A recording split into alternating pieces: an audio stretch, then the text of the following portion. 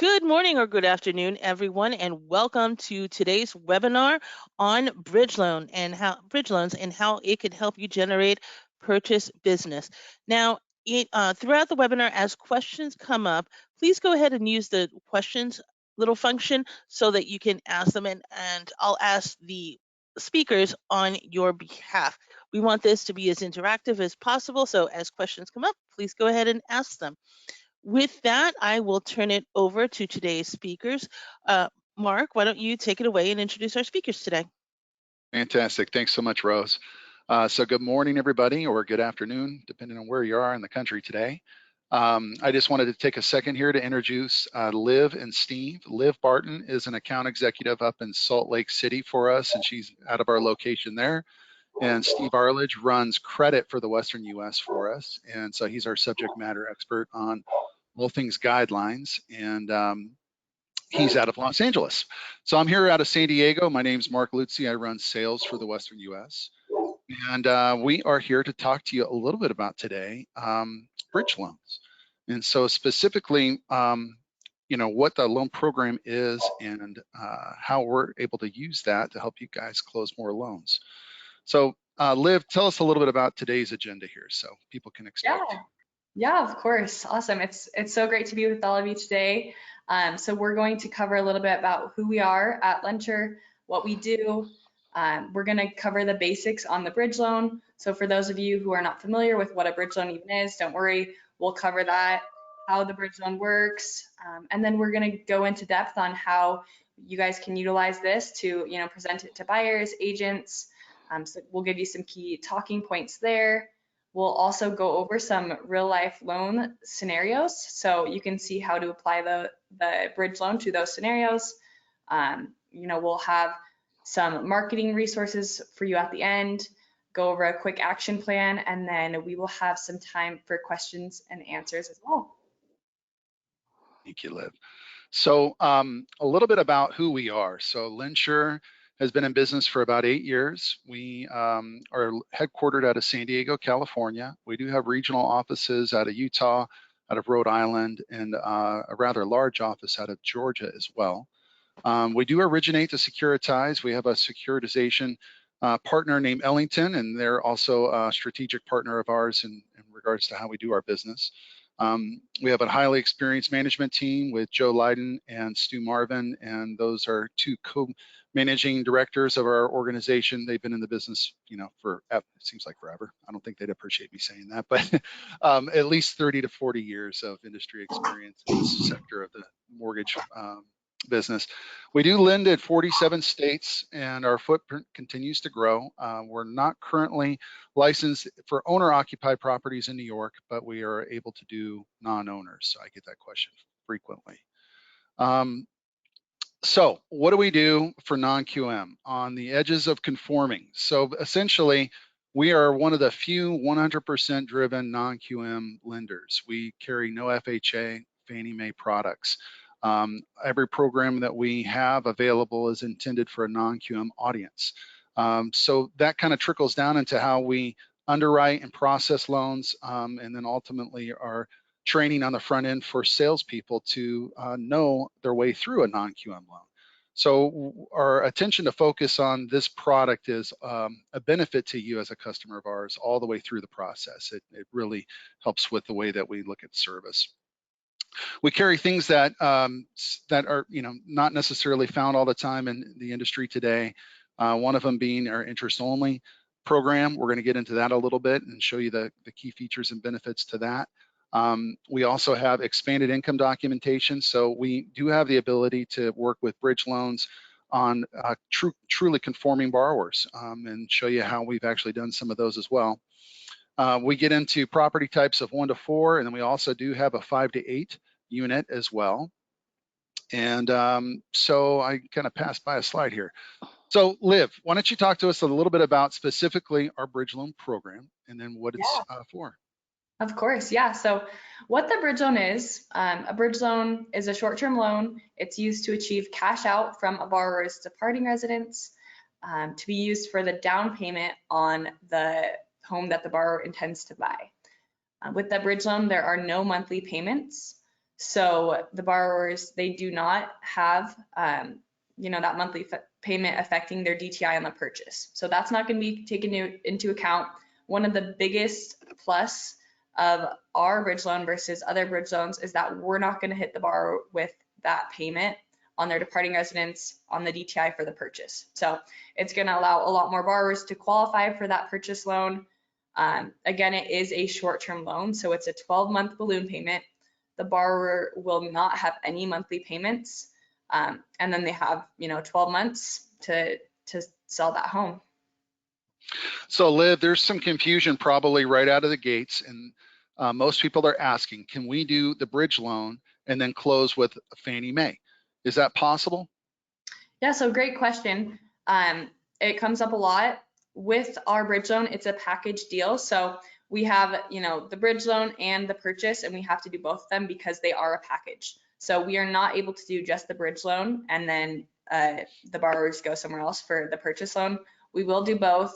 But with that being said, whether the only reason they're coming to us is because they need that bridge loan, or, whether they do have some sort of income documentation, or, if they're a bank statement borrower, multiple different types of income, or they're just traditional full doc, could go conforming, but they need this bridge loan. We will do all of those, but we will do both the bridge and the purchase loan. Great. Fantastic. Thanks, Liv. Steve, Brian wants to know, can the departing residence be in a different state than the subject property? Sure, absolutely. There's no limit to that. It just has to make sense occupancy wise, but we'll allow you to do the bridge on a property in California and the purchase on a property in Utah. That's not an issue.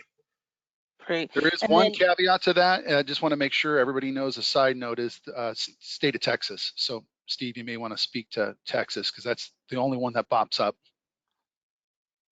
Yeah, Texas. We don't offer the bridge loans in Texas. Hold on. So I just want to make sure once you throw that into that question, that becomes an issue. So we could do the purchase in Texas and the bridge in California, but we can't do the bridge in Texas. Perfect. That's correct. Okay, Liv. So how the bridge loan program works? Keep going here. This is good stuff. Yeah, absolutely. So how the bridge loan works, like I mentioned before, we have the cash out refi. So we will pull out that cash out from the departing residence, and we use that equity as the down payment on the purchase home. So it allows those borrowers to make non-contingent offers. Therefore it makes them a stronger buyer.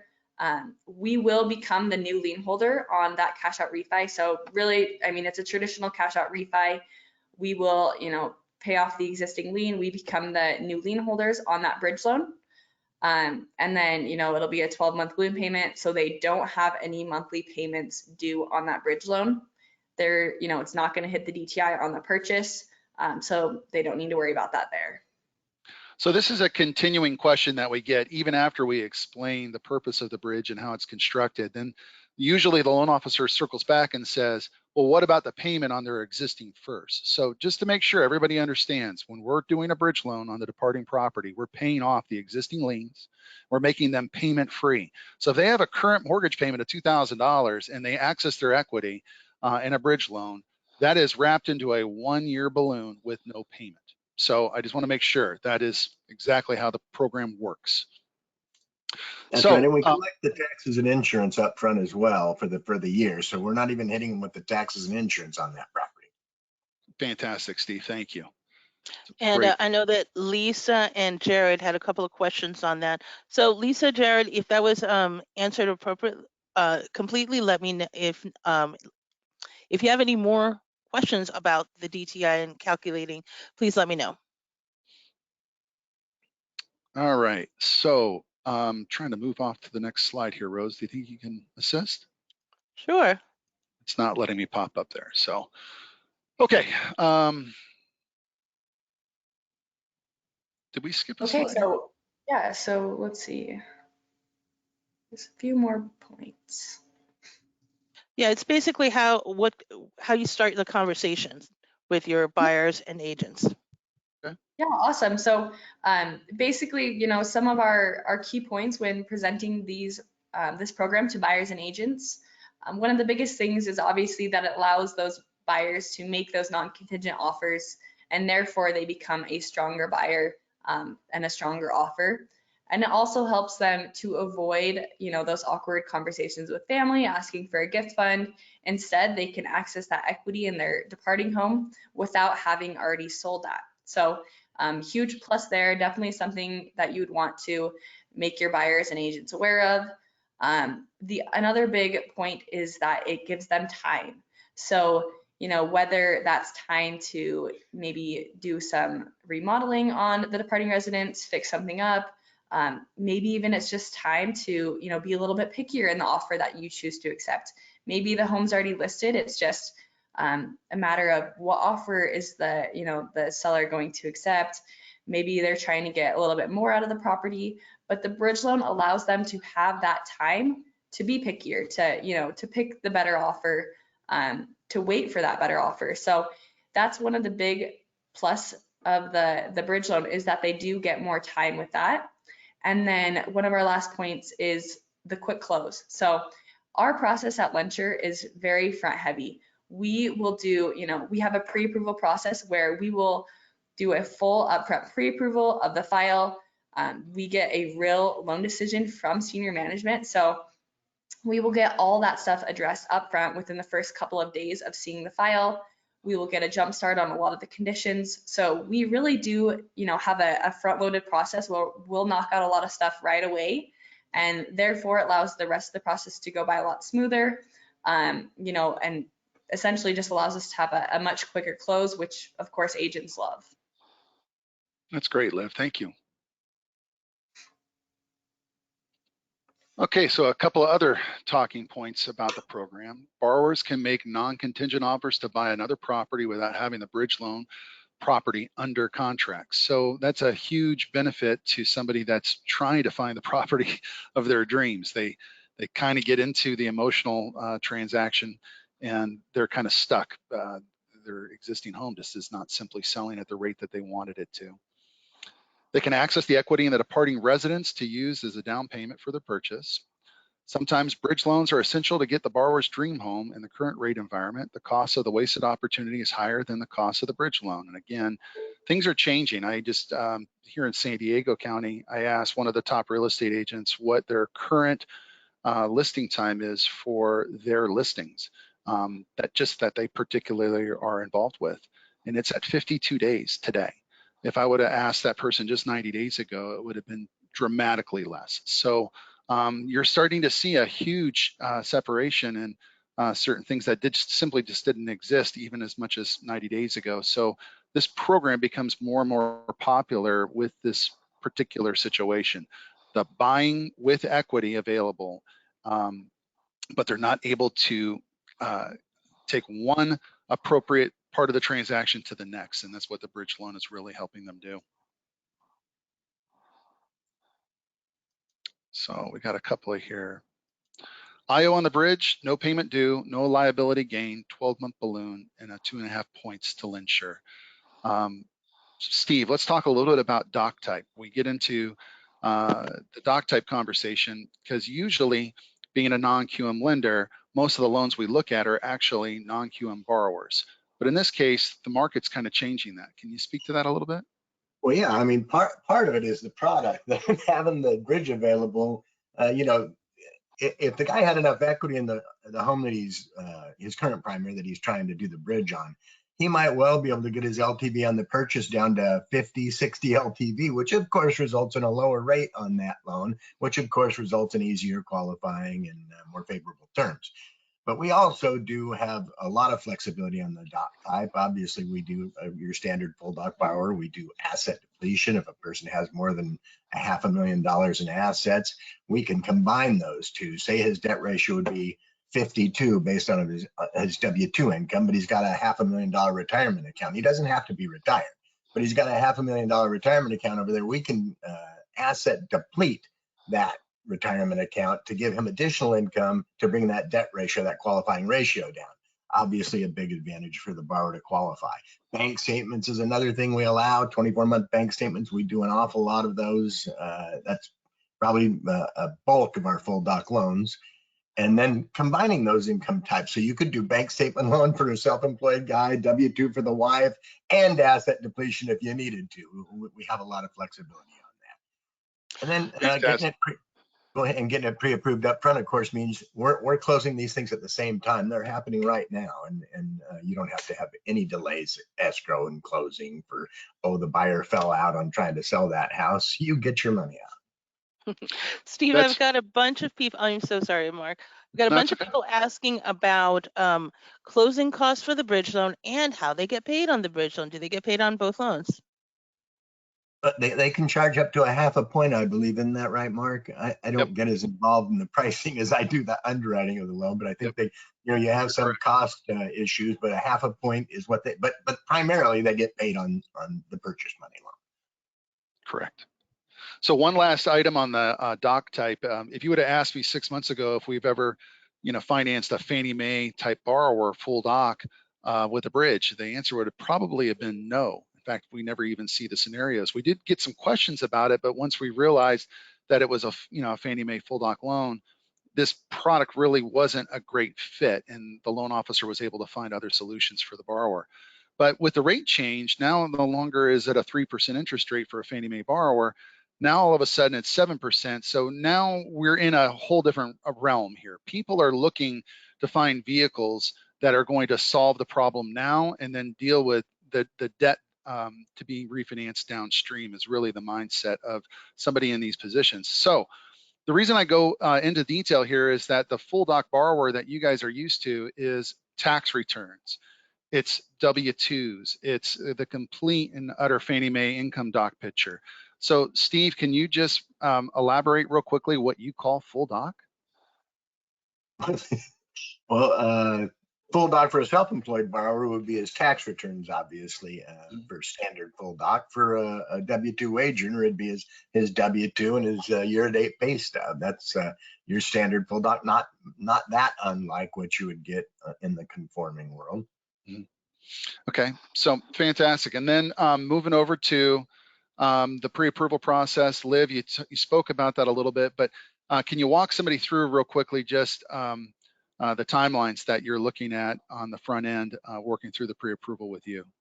Yeah, absolutely. So the first step obviously would be submitting the file for pre-approval. How you would go about that, you can either submit that through our website or you can get in touch with your account executive, have them walk you through those next steps. But typically we see, anywhere from 48 to 72 hours. Obviously, the more complicated the file is, if there's any exceptions, you're going to see, 72 hours plus on those. But, our pre-approval turn times are usually pretty quick as long as we can get everything we need upfront. We will get a real loan decision from senior management. The pre-approval will actually be signed by them. So they're going to have eyes on it. It's going to be a real loan decision. So you don't have to worry about those falling out once you get, to the finish line. 99% of the loans that we do have pre-approved will be funded. The only reason why it wouldn't is if everything wasn't disclosed to us upfront. So as long as we get everything we need, those pre-approvals are real loan decisions. And typically, to kind of refer back to the question that was initially asked, I would say, plan on about 72 hours, possibly more if there's any exceptions or anything that needs to be looked at a little bit closer. So once somebody receives a pre-approval from you, are you basically intending them to get moving involved in the transaction, go get an escrow accepted? Yeah, absolutely. That's our pre-approvals are real loan decisions. They've already undergone a full upfront underwrite. So yeah, those absolutely, there's, nothing stopping us at that point. So, it's just go out, get those contracts, and we can absolutely get moving. So this slide's referring to the solutions that the bridge loan offers. We're definitely seeing a market change. Houses are not selling the same day or the same week anymore. Solution, bridge loan. Looking at longer escrow periods. Solution, bridge loan. Sellers will be more motivated to offer concessions. Steve, I wasn't involved with a loan just yesterday where I actually saw 6% seller concessions for the first time, and I don't even know how long. Can you just speak to how that's entering the marketplace again? Well, obviously the market's changed quite a bit, and you're starting to see the sellers Well, the buyers have the advantage right now, right? Because there are fewer buyers and more sellers than there had been, and we've been seeing the advantage all be to the seller, and that's not the case anymore. So you are starting to see some negotiation, and having a non-contingent offer certainly helps your prospect of having your offer accepted, and your negotiating prospects as well. I mean, you're a ready to close buyer at that point. So obviously that's what a seller wants. They want to close quick because guess what? They're trying to buy their dream home too. So that is the entire motivation behind this bridge loan. And I think it's a great solution for your buyers. Okay. Fantastic, Steve. Steve, I've got a ton of questions, multiple questions on what happens if at 12 months the departing residence doesn't sell. What happens? Well, obviously our expectation is that they get the property sold, but in the event that they weren't able to, the circumstances may have some effect. Obviously, you go into default if you don't pay the note, right? So that would be the answer, the quick answer. The answer on our end is what can we do about it? Well, it is possible that we could refinance that if the borrower had decided not to sell the property. It wasn't selling at the price they expected, and there's substantial enough equity that they can qualify for a refinance as a rental property. That would be an option, but we don't anticipate people not being able to sell their homes in 12 months in this market if it's priced right. So Rose, I'll just add on that the intention of the property at that position would be non-owner occupied. So when they currently write the loan, it's still owner occupied as a departing property. After they've moved out, moved into their new purchase, if that house is not sold, it's a non-owner, and we would actually look at that with our debt service coverage ratio product and hopefully try and work out a refinance solution for them. Great. I've got a couple of questions. Linda and Christopher want to know, like, 2 to 5 points on the total bridge loan, and then am I correct that the borrower has to do the purchase loan with you? So they are paying 2.25 on the bridge and 2.25 on the new mortgage? Yes, so the points on the bridge loan are going to be the 2.25. Okay, and that's the cost of that loan. The reason it's a package loan is because LendSure actually doesn't even make any money on the bridge. It's a vehicle for us to actually supply permanent financing in a loan that we can actually go securitize. So that's the intent, and that's what's in it for us, to be honest. So with that said, it may seem like, oh, they're charging points on the front end. It doesn't even cover really our costs. The premium that we make on the transaction is going to be coming from the permanent financing. On the permanent financing, it depends on your comp plan, the company you work for, and how you want to structure it, borrower paid comp or lender paid comp, and how you want to charge the borrower is going to be completely up to you. Great. Rose, I'm having trouble flipping the screen here. Can you toggle? There you go. There you go. So Liv, we talked a little bit about some of the loans that we've done with this product. Let's just give a couple of scenarios here. This one was one of those full doc Fannie Mae fallout scenarios. Can you walk people through this one? Yeah, absolutely. So with this scenario, we did have, full doc borrowers. The only reason why the file did come over to us is because this couple needed to access that equity in their departing residence. The home wasn't selling as fast as they anticipated, and they found this townhome that they loved in San Diego. They wanted to be able to make that non-contingent offer, and they essentially just needed that equity to be able to afford that home. So in this case, we were able to pull up to 75% LTV. So we pulled that cash out from that bridge loan. We were able to, put more down on that purchase home. So as you can see, we were at 69.2% LTV. So we were able to put more down on that purchase loan. The rate was a little bit lower because we can go up to 80% LTV max for the purchase loan. So in this case, we are able to, drop that down to closer to 70% LTV. Rates a little bit lower. Obviously, it's going to be a little bit higher than conforming, but where these borrowers could traditionally qualify. However, they needed this equity, so therefore our bridge loan was a perfect solution for them. And then we have no issue, calling this purchase loan a Band-Aid loan. they stay in for the EPO, which is, typically 8 to 12 months, then they can refinance into a conforming loan once that, once their departing residence sells. So it was a great solution for them. Okay. Fantastic, Liv. Rose, can you snap me the next one here? So this was a little larger of a loan. This was a particular borrower that was self-employed and was having actually trouble getting finance from a traditional jumbo. So the tax returns just weren't supplying the amount of income they needed. So we converted that into a bank statement loan, and we were able to qualify the borrower. So it's a good example of a very nice sized property here in San Diego, and the loan size was substantiated with the bridge loan being the facilitator between the two. So we closed the new purchase at an 80% LTV, and this transaction worked out great for this borrower. Number 3. Awesome, yeah. And then on this last scenario, so this was actually for an investment property. So borrowers wanted to, they owned a current investment property in Santa Monica, California. Wanted to make a change and purchase a new investment property in Utah, maybe to go skiing or something. But what they did was they were able to, income-wise, they had a lot of assets. They were both retired, so had tons of assets. Didn't really have a steady income coming in each month because they were retired. So they had Social Security. That's about it. But what we were able to do is we used that Social Security income and combine that with our asset depletion program, which we're able to get a 10-year income figure with that. So we'll divide the total assets by 120 months. We get a 10-year income figure, and therefore we are able to qualify them for the purchase.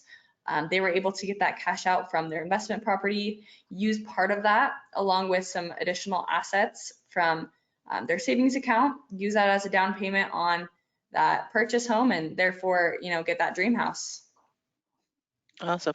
And Liv, I am getting a ton of questions on, can you do investment property to primary residence? Can you do primary residence to investment property? So what is the mix in property types for bridge versus permanent financing?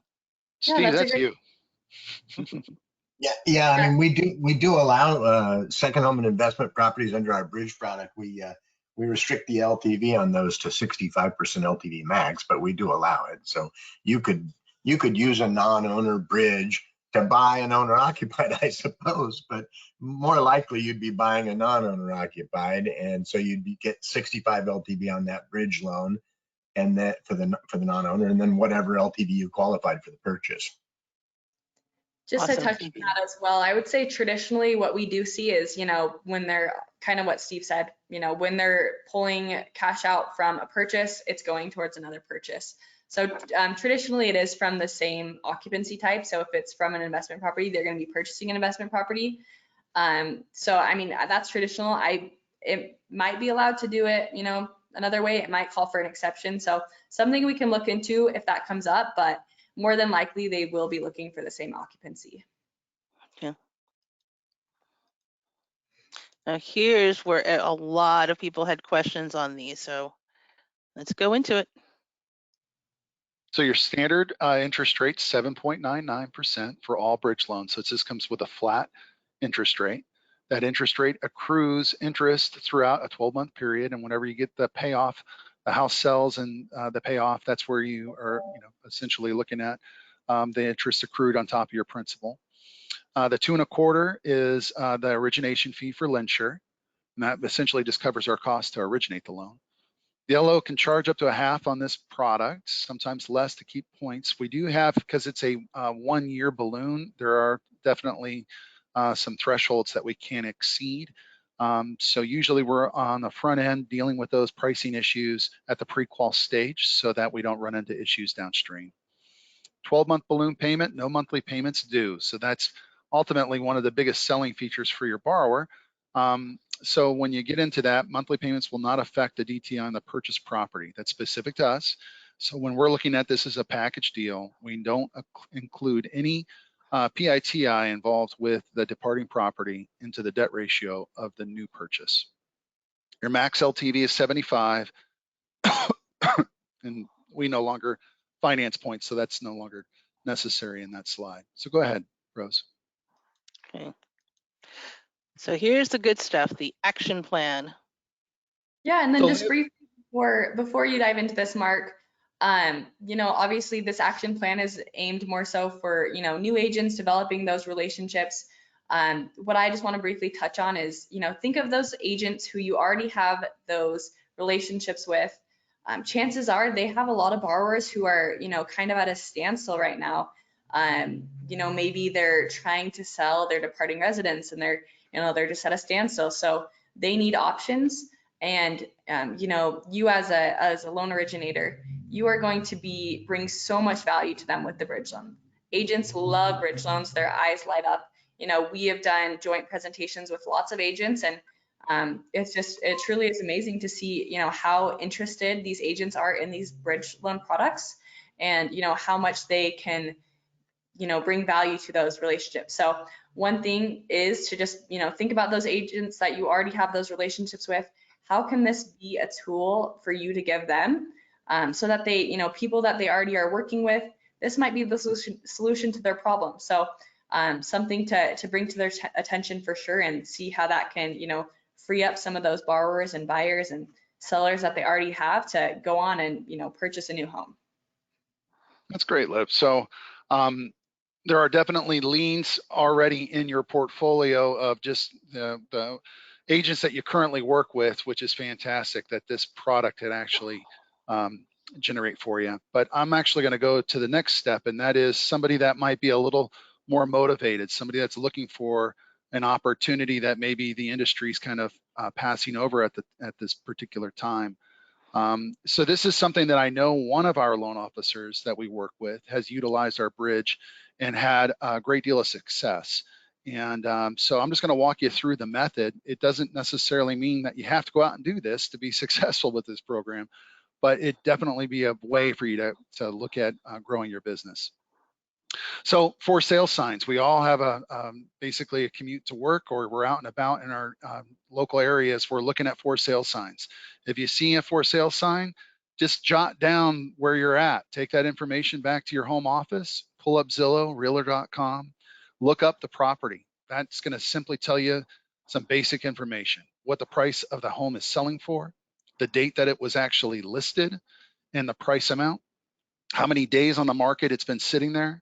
And then if you have a public record source, which is kind of vital, it's going to allow you to be able to pull up the existing mortgage and when it was financed, the date that it was financed. You can make some pretty quick mathematical calculations to understand what the equity position that borrower's in. That's basic information. But with that information, and if you were to actually knock on the door of that particular seller and have a quick conversation, go ahead, Rose. What you're going to find throughout that process is you're going to be asking them about their current buying process and then also their selling process. And pretty much every story is going to be different.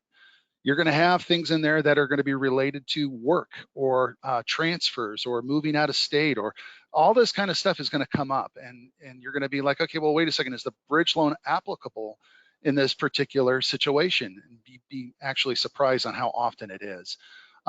So you actually are in the situation now where you're receiving a lot of information.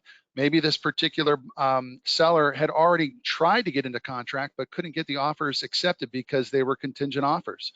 Maybe they found the house of their dreams, and because their house that they're departing didn't sell, they had to cancel their escrow. There's a lot of things that you're going to find in sitting on the couch talking to these folks.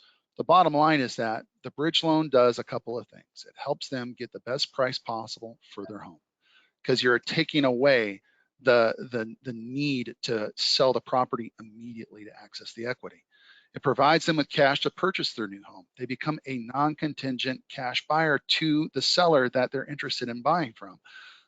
Put them in a strong negotiating position for the new home. So Steve mentions seller concessions. These are strange words to today's real estate market. I mean, Steve and I know them because we've been doing this stuff for a long time. But for those of you in the last 10 years, this is something that's kind of coming back into place.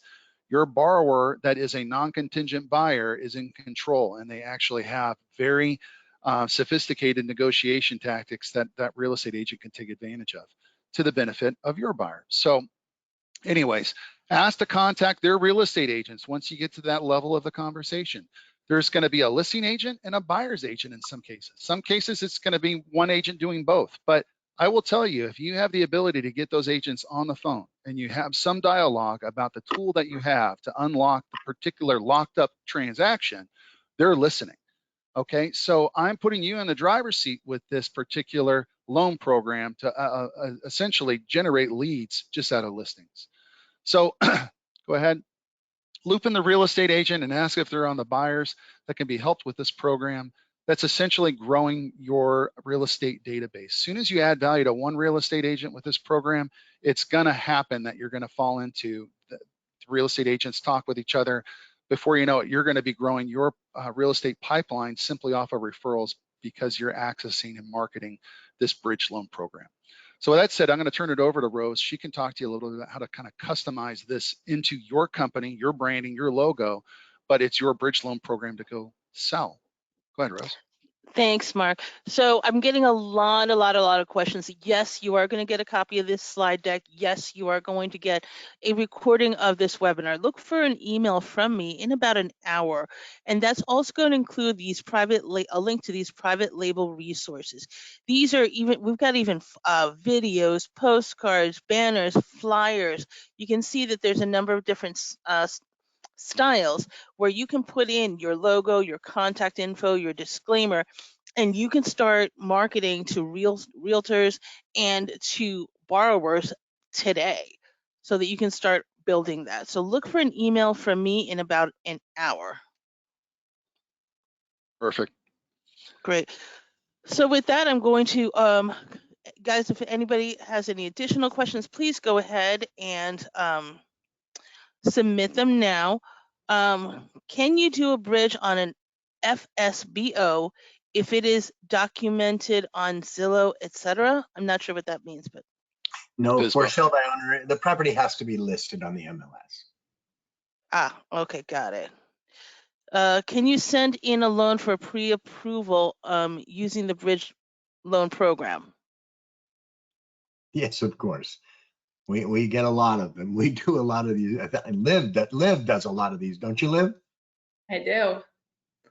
And You then do any can you? pre-quals on these? Yes, pre-quals on all of our loans. So yeah, even, if you have scenarios that fall under just any of the income documentation types that we discussed, whether it's a bridge loan or not, everything's going to be submitted for a pre-qual upfront. So that way, we'll get that real loan decision to you right away. And even a TBD property, if they haven't selected a property yet, we'll still pick that in. Whatever price they're shopping in, we'll use that price range and we'll get you a pre-qual for it. Can you pay down and recast the purchase loans? Oh, sorry, so many questions are coming in. At the same time, it's difficult to keep track of them. My apologies. I will get to your question about recasting the loan. And can you confirm the EPO period and the prepayment period on the purchase? So the We don't- EPO period is going to be based on your company's contract with us when we signed you up. So that'll be the answer for that. That'll happen to everybody. Most of the time, it's going to be 8 months, just to let you guys know. So if somebody's looking to do permanent financing with us, using the bridge on the beginning and then the permanent financing for the purchase, we're looking for 8 payments out of that borrower. It won't be forever, but it's definitely 8 payments. Then when you look at the other side of this, it's the cost. So I constantly get asked, Mark, how do I sell against other things that are available in the marketplace? And really, I don't have an answer for that. I don't look at the bridge as being a sell against type option. It has a benefit that really most programs out there don't. And there's a cost associated with any of the solutions that you're going to be able to provide a borrower. So my point would be is that when you really look at the strategic advantages that the bridge allows a borrower, there's a lot to be said for the product to stand on its own 2 feet. So. Great. Well, and selling against taking it out of your retirement account, I can do that piece. I mean, the surrender value if you're not of retirement age of pulling your money out of your retirement account to close a purchase is more than the 2.5%. You probably recognize there's a penalty and taxes that you're paying. I would take the bridge option if it were me. Yeah. The last thing I want to say, Rose, is the question on the recasting piece. I don't have to get into all of that, but there is no prepayment penalty on the owner-occupied part of this transaction. So you have the ability to apply as much principal reduction as you want. So when the bridge loan, that property does sell and there's a remaining equity balance that's now given to the borrower and they want to apply that to the principal of their new loan, that's fine with us. It's just not going to simply recast like an interest-only payment. That's right. Well, they could refinance at that point if they'd like to get a lower payment. And if they end up going with our a very popular 40-year IO product, then that product has the ability potentially to recast before it starts amortizing if they've made principal reductions there. So that may answer your question. I'm not sure.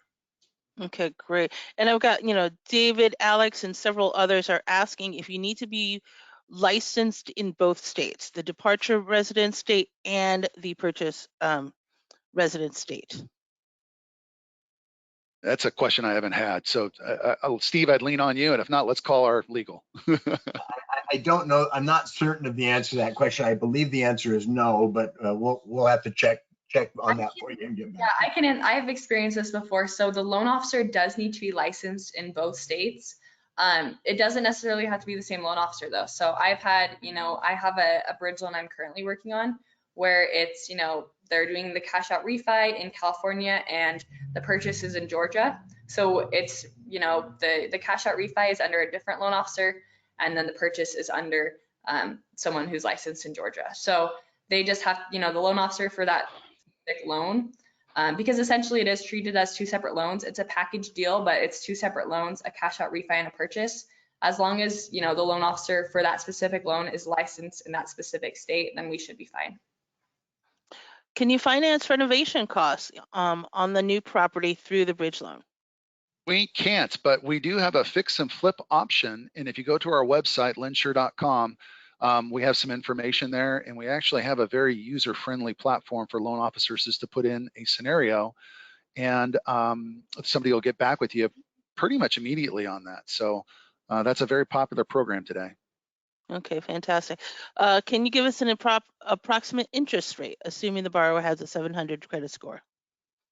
So the interest rate on the bridge is going to be 7.99. And then ultimately, you would go to our super prime rate sheet to identify your pricing for the permanent, the purchase, I should say. Liv, do you want to answer that question any other way? I mean, if you want to, approximately, we could look at rates. Our rate sheets are LTV and FICO driven, so it would depend on, what their FICO is at. Sounds like 700s here. So then therefore we'd need to know, what LTV are they looking at? But, right now, assuming that they're a full doc borrower, let's say maybe 80% LTV, 700 plus FICO, we'd probably be looking, mid 8s to low 9s. I would say, just kind of off the top of my head, but of course it would depend on, the other elements of the loan. Okay, and I know that we spoke about this previously, but I am getting additional questions about the property types. Can you do owner occupied to investment property to owner occupied, investment to investment? Can you walk us through that, please? Yeah, I think we already addressed that. Typically, it's owner occupied to owner occupied and non-owner occupied to non-owner occupied. Could there be situations where we would have an exception to that? Potentially, but that would be an exception. It would be atypical. Okay, great. And I think, and I've got a lot of questions with very specific loan scenarios with LTVs and all this other stuff. So please do me a favor. I want to give you as accurate and complete information as possible. So when you get that email from me in about an hour, go ahead and reply to that and with your question, and I will connect you with your LendSure account executive and get that answered for you so that you have a complete and accurate answer to your question. And I think that is it for the, does the permanent have an interest only option? The permanent financing does have interest only option. We have a 40-year interest only that's very popular. So I encourage you to reach out to your account executive, as Rose has indicated, and they'll be happy to sell you on the features of that. Okay, fantastic. And John, thank you very much for the compliment. And yes, you're going to be getting, don't worry about, he's been trying to frantically write everything down, but don't worry about it. You're going to get a copy of the slide decks with everything written out for you in about an hour in your thank you email. And I think that is all of the questions that I have today. So with that, I would like to thank everybody for joining us today. Mark, any parting words? No, just if you're a loan officer with a particular loan scenario you want to run by us, we have account executives nationwide, and please reach out to Rose. We'll get you attached right away and have somebody looking at that scenario for you immediately. Thank you. Liv, any parting words? No, we just look forward to getting some bridge loans done for you guys. Awesome. Steve, any parting words? We value the partnerships we build with the brokers out there. We have some very good relationships. We encourage you to join this family. Awesome. Thank you for Thank you joining us so today. much, everybody, for joining us today. Thank you.